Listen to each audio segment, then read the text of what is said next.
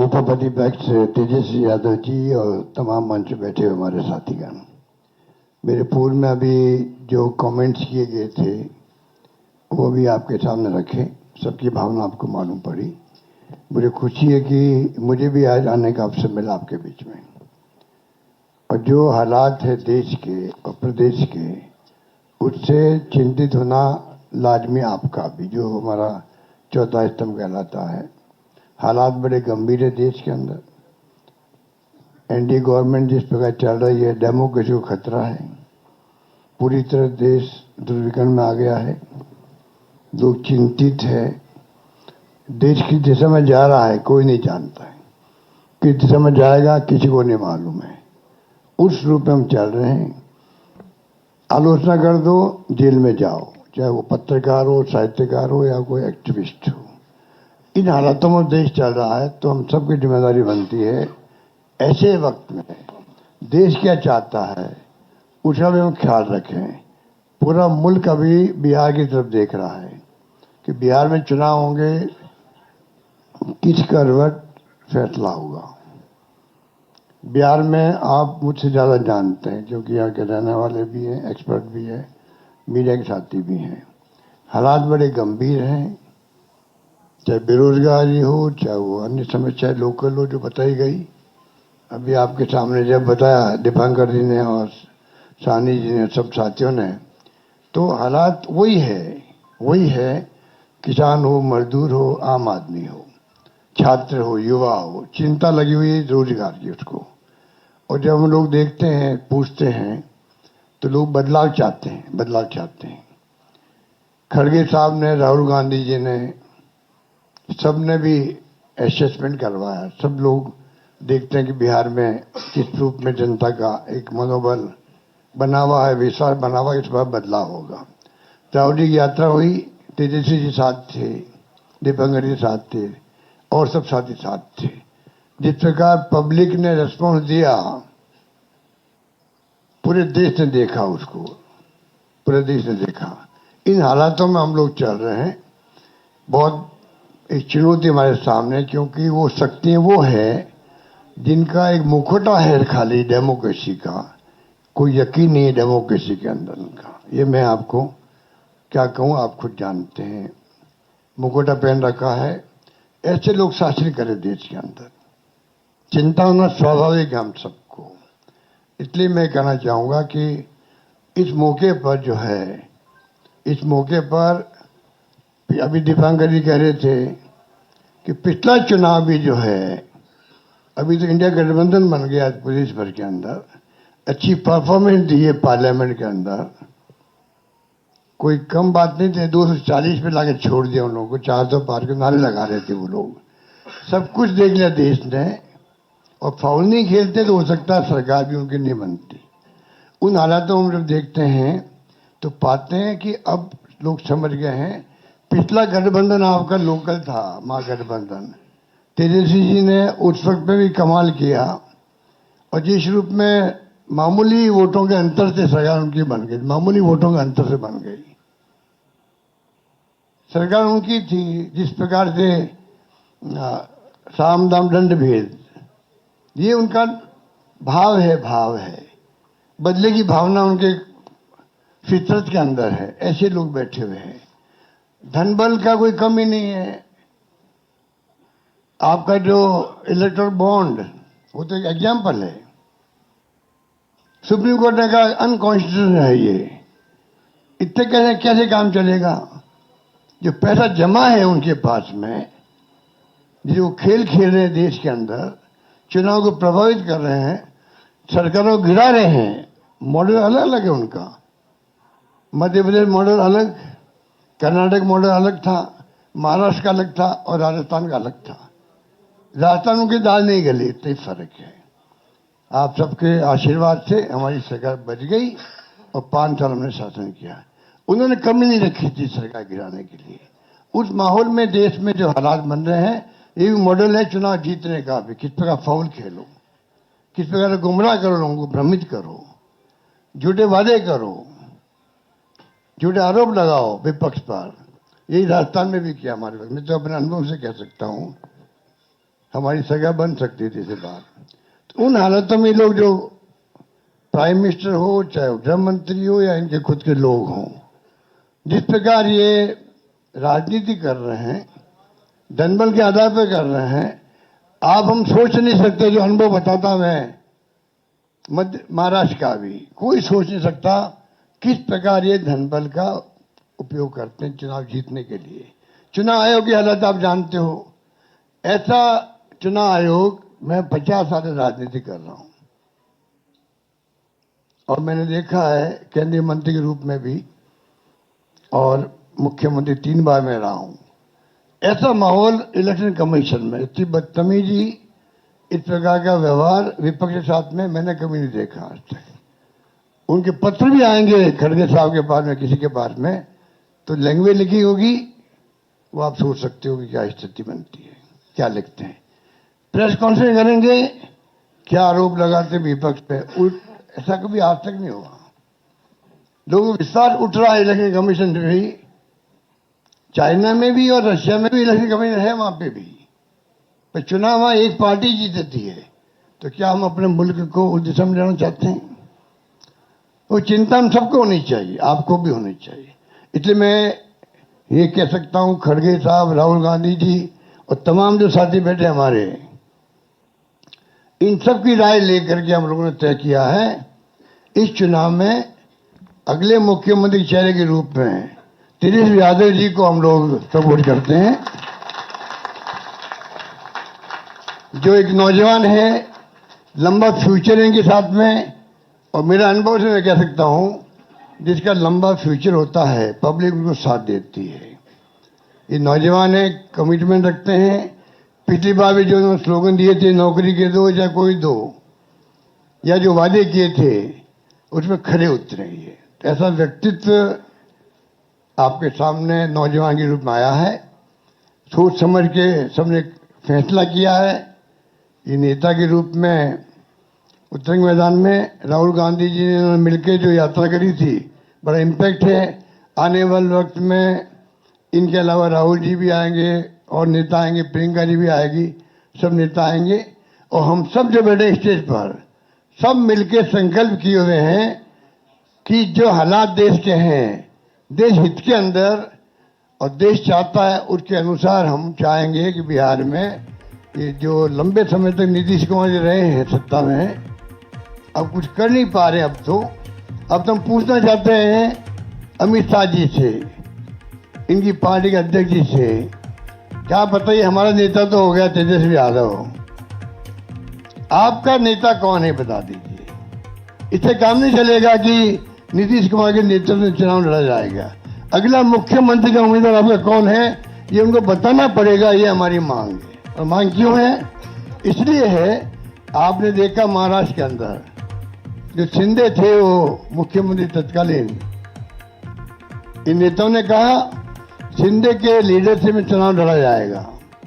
Message दिया गया ये मुख्यमंत्री बनेंगे और बाद में मुख्यमंत्री बना दिया और किसी को। यही बात लागू यहां हो रही है।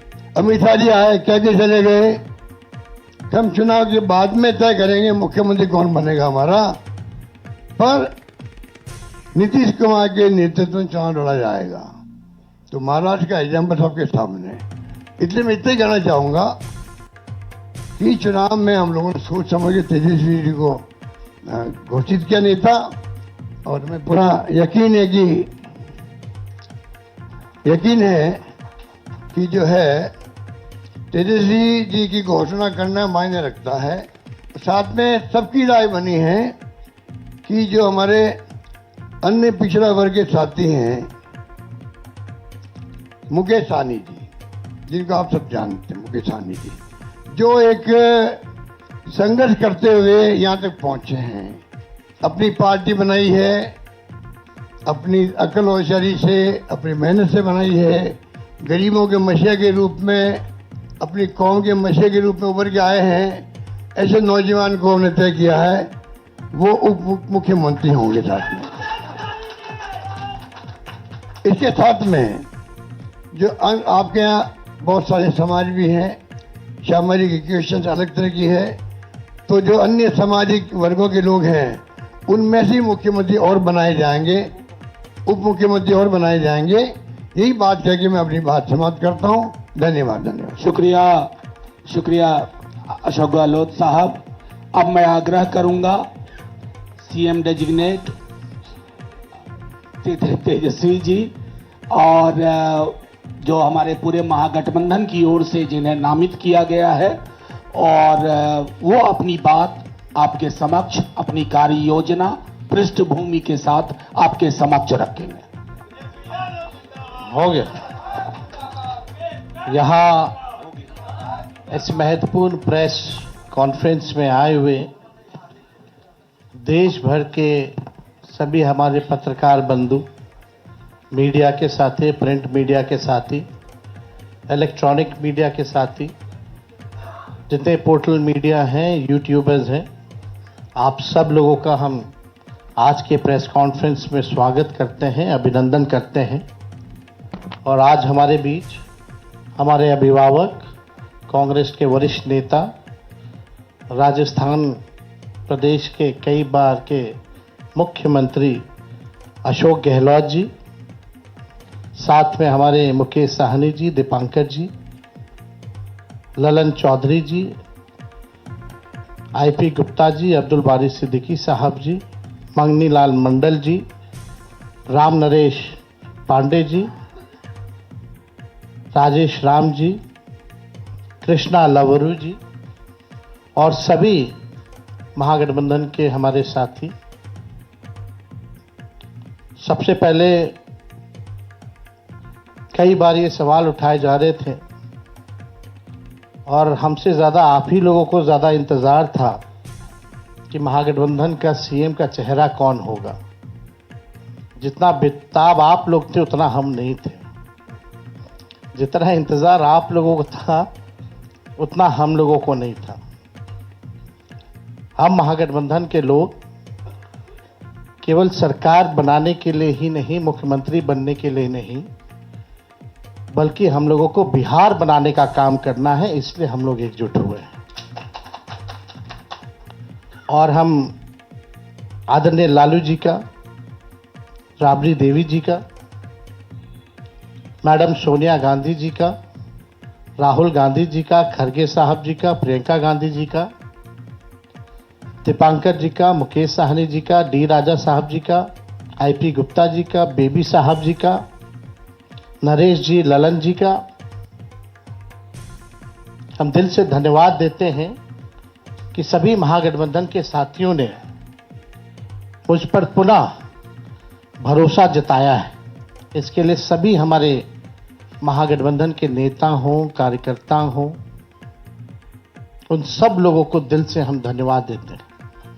और उन सभी लोगों से ज़रूर कहना चाहेंगे कि जो उम्मीद, जो विश्वास आप लोगों ने हम पे जताया है, उस उम्मीद पर हम ज़रूर खरे उतरेंगे और मिल करके जो डबल इंजन की सरकार है, एक इंजन भ्रष्टाचार में है, एक इंजन अपराध में है, ऐसी 20 साल पुरानी निकम्मी सरकार को हम लोग उखाड़ करके फेंकेंगे।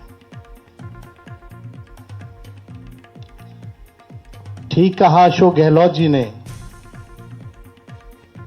कि भाई हमारा तो जॉइंट प्रेस कॉन्फ्रेंस भी हो गया, इससे पहले कई राउंड हम लोग साथ भी बैठे, लेकिन हम लोगों ने नीतीश जी के साथ जो अन्याय हो रहा है एनडीए में, एक बार भी कोई भी जॉइंट प्रेस कॉन्फ्रेंस नहीं की गई है और ना ही ऑफिशियली रूप से मुख्यमंत्री का चेहरा घोषित किया गया है।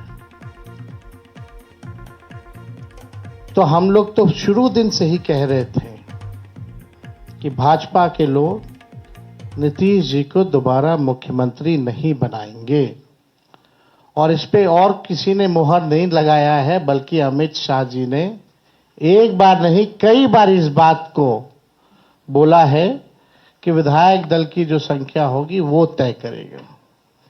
लेकिन अमित शाह जी से हम जानना चाहेंगे, इस बार आप ये बात कह रहे हैं, पिछले बार तो ये बात नहीं थी, यह लगातार 20 साल से एनडीए की सरकार है, हमेशा से मुख्यमंत्री का चेहरा आप लोगों ने घोषित किया। आखिर क्या कारण है कि इस बार आप नीतीश कुमार जी का मुख्यमंत्री के चेहरे का नाम का घोषणा क्यों नहीं कर रहे? अब ये सवाल बड़ा खड़ा होता है। तो हम लोग तो जो कहते थे वही हो रहा है।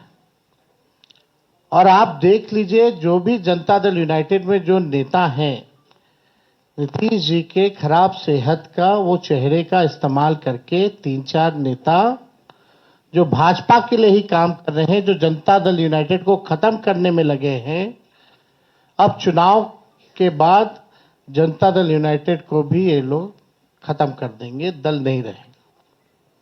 यानी आप मान के चलिए कि नीतीश कुमार जी का ये आखिरी चुनाव है। ये स्पष्ट अमित शाह जी ने कर दिया है, निर्णय ले लिया है। देखिए, एक कसक बिहारी होने के नाते शुरू से रही है कि हमारा राज्य जो है अव्वल राज्यों में आए।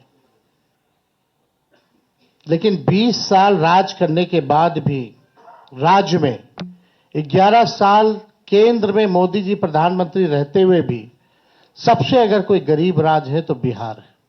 सबसे ज्यादा अगर बेरोजगारी है तो बिहार है। सबसे ज्यादा अगर पलायन होता है तो बिहार में।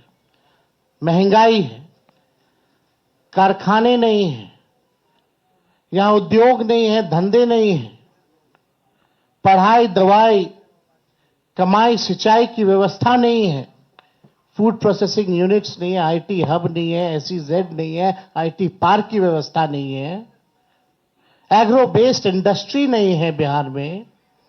प्रति व्यक्ति आय पूरे देश में अगर सबसे कम है तो हमारे बिहार के लोगों का है।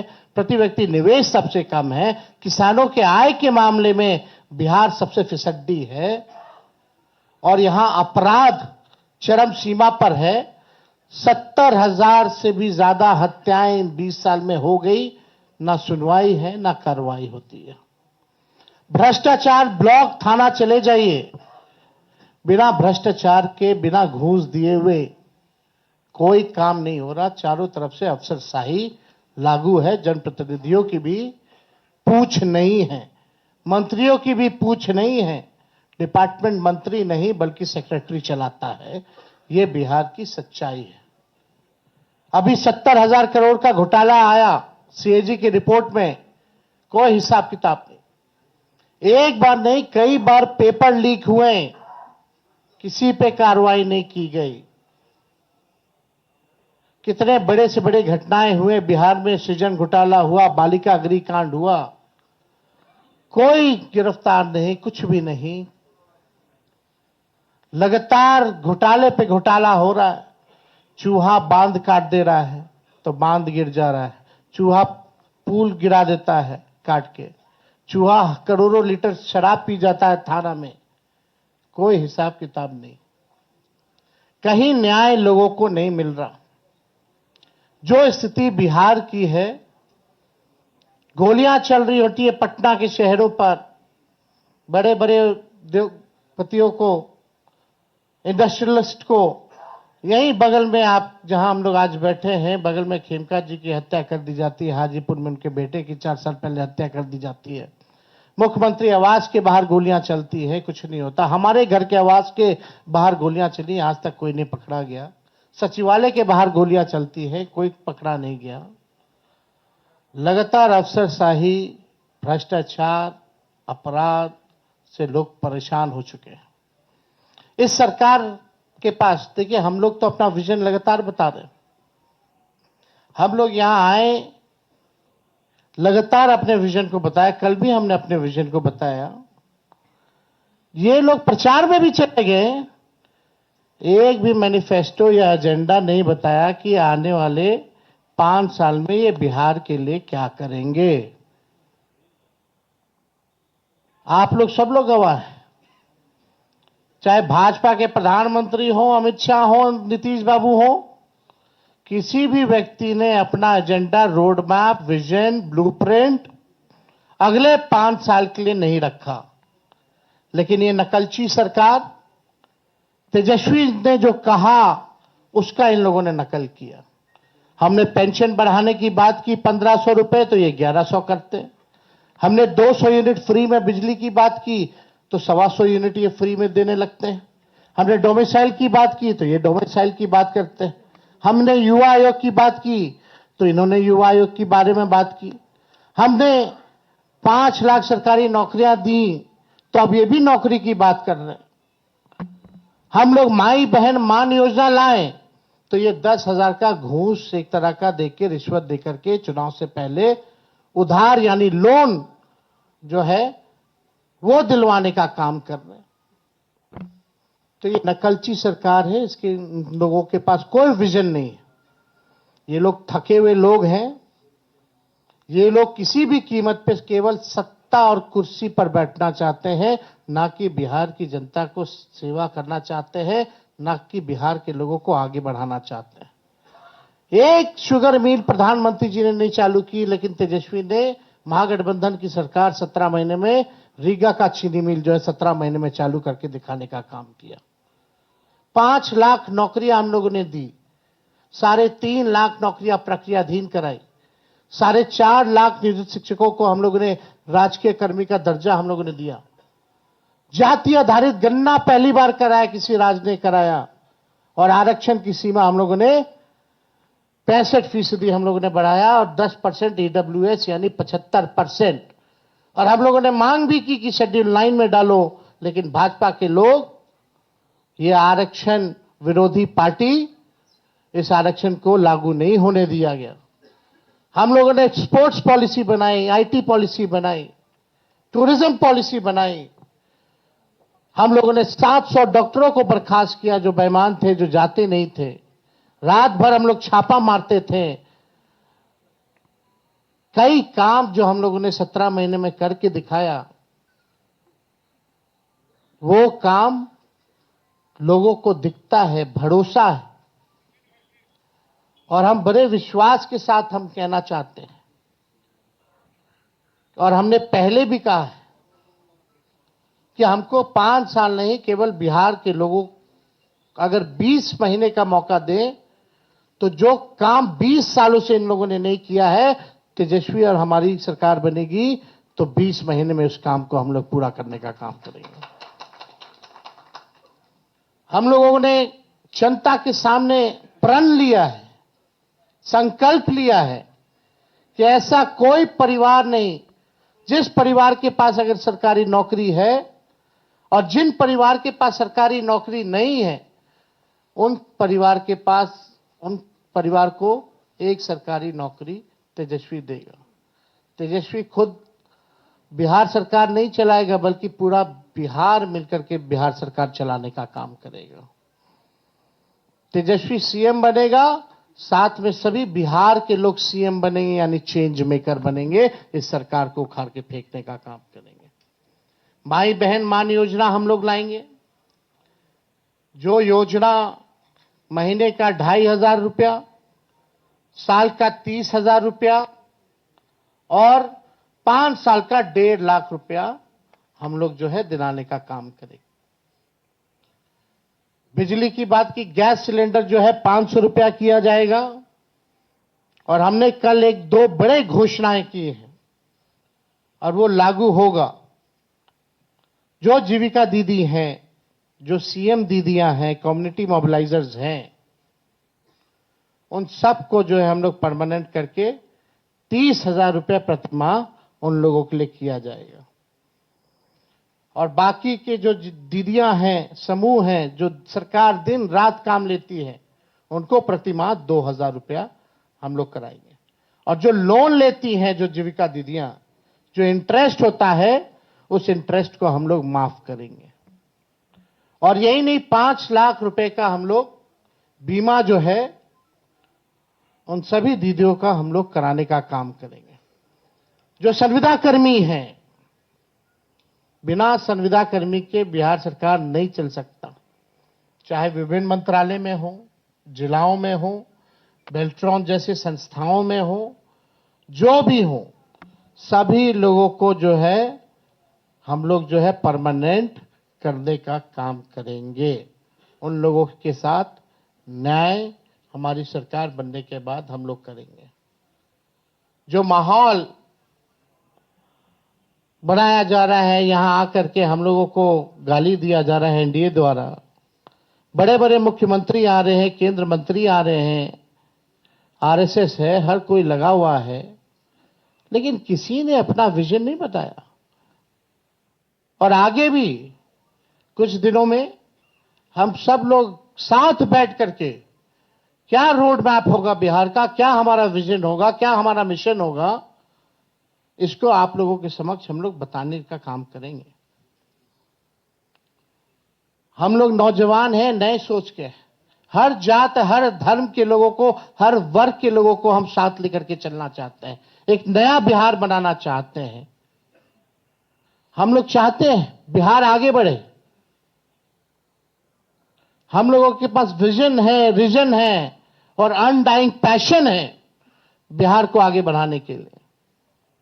लोग लगे बीजेपी की ए टीम, बी टीम, तरह तरह का अलग अलग संस्था, ईडी, सीबीआई, इनकम टैक्स, पूरा मशीनरी उनका लगा हुआ है कि हम लोगों को तोड़ो, हम लोगों को बदनाम करो। माफ कीजिएगा, उसमें से कुछ बीजेपी माइंडसेट की मीडिया के लोग भी हैं, आप लोगों की गलती नहीं, लेकिन जो ऊपर के लोग जो कहते हैं वही करना पड़ता है, वही एजेंडा चलाना पड़ता है। आज के बाद भी किसी की हिम्मत नहीं होगी कि बताओ बीजेपी के लोगों कि अगला एनडीए का मुख्यमंत्री कौन होगा। इस पे चर्चा जरा करा लो, जरा बीजेपी के नेताओं से सवाल पूछ लो। ये बीजेपी के लोग सांप्रदायिक शक्तियां देश को तोड़ना चाहती है, संविधान को खत्म करना चाहती है, लोकतंत्र को खत्म करना चाहती है। और हम महागठबंधन के रहते हुए किसी माई के लाल में दम नहीं जो हमारे देश के संविधान को खत्म कर सके, हमारे आरक्षण छीन सके और यहां कोई हिंदू मुसलमान दंगा करा सके। शांति, अमन, चैन जब तक नहीं रहेगा तब तक प्रॉस्पेरिटी नहीं हो सकती है। हम लोग सब लोगों को लेके चलेंगे। जो इन लोगों ने समाज में जहर बोया है, जात को जात से लड़ाना, धर्म को धर्म से लड़ाना, इस जहर को खत्म करने का काम और प्रयास हम लोग करेंगे, ईमानदारी से करेंगे। तो आप सब लोग यहां हमारे साथी आए हैं, आप सब लोगों का हम दिल से धन्यवाद देते हैं। चलिए, आज कम से कम आज के बाद से एक सवाल तो खत्म हो गया, अभी कहीं और शुरू होगा। तो वो एक मिनट और एक मिनट हम आप लोगों को इतना जरूर कहना चाहते हैं, जो भाजपा के लोग आरोप लगाते हैं, जंगल राज की बात करते हैं, लगातार बिहार में अपराध बढ़ रहे हैं। हमने बताया 70,000 मर्डर हुए, कई रेप हुए, बच्चियों को पीएमसीएच में बलात्कार कर देता है लोग, परिवार के लोग उसको अस्पताल लेके जाते, 4 घंटे तक बेड नहीं मिलता, मृत्यु हो जाती है। वो जंगल राज नहीं। कोई ऐसा दिन नहीं जहां बिहार में 200 राउंड गोलियां ना चलती हो। हर जिले में लगातार अपराध है, कोई ऐसा जिला नहीं बचा जहां डेली अपराध ना होता हो। लेकिन ये प्रोपेगेंडा है। हम अपने बिहार के लोगों से कहना चाहते हैं, करप्शन से तेजस्वी कभी भी कॉम्प्रोमाइज नहीं करेगा और लॉ एंड ऑर्डर से कभी कोई भी अपराधी कितना बड़ा से बड़ा क्यों ना हो, तेजस्वी उसको बख्शने का काम नहीं करेगा। तेजस्वी की परछाई भी अगर गलत काम करेगी तो उसको भी तेजस्वी सजा दिलाने का काम करेगा। ये मेरा संकल्प है और एक नया बिहार हम लोग जो है बनाने का काम करेंगे।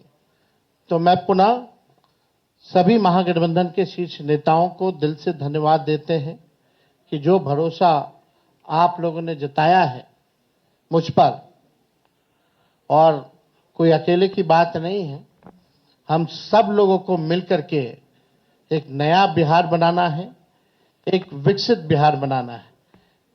जितना काम केंद्र मंत्री रहते हुए यूपीए की 1 यूपीए सरकार ने जो किया, बिहार के लिए जितना पैकेजेस दिए, जितना लालू जी ने रेलवे का कारखाना दिया, उसके बाद से एक भी कारखाना बिहार को नहीं मिला। मोदी जी फैक्ट्री लगवाएंगे गुजरात में, अब विक्ट्री चाहिए बिहार में, ये नहीं होने वाला है। अब जनता हिसाब मांग रही है। मोदी जी, नीतीश जी, 20 साल से आप लोगों की सरकार है, फिर भी बिहार सबसे गरीब क्यों है?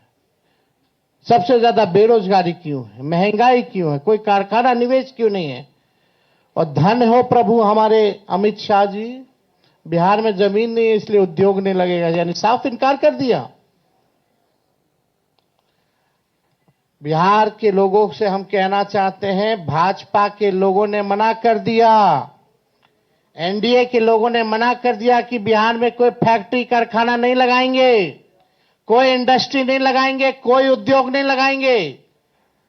आप एक बार तेजस्वी को मौका देकर के देखो, कारखाने, इंडस्ट्री, उद्योग, SEZ, IT park, agro based industry, food processing units, sugar mill, jute mill जो बंद है उसको हम लोग चालू कराने का काम करेंगे। किसी बिहारी को बाहर जाने की जरूरत नहीं होगी।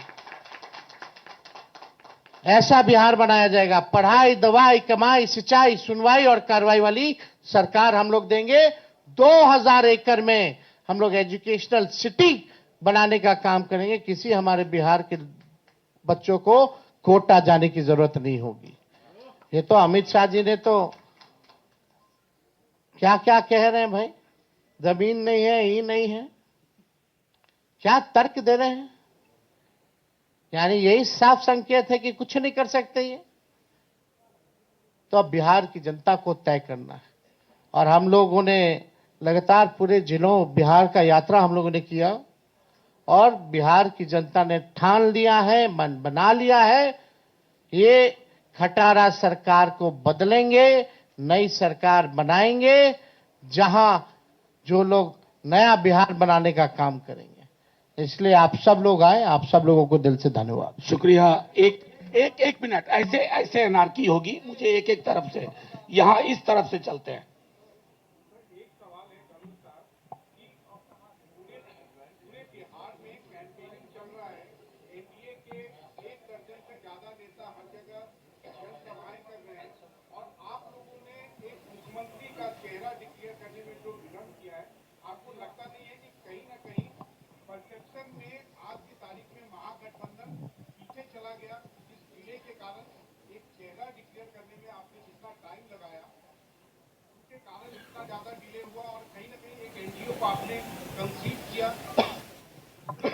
देखिए, नाम डिक्लेयर करना स्वाभाविक नाम यही तेजस्वी का था।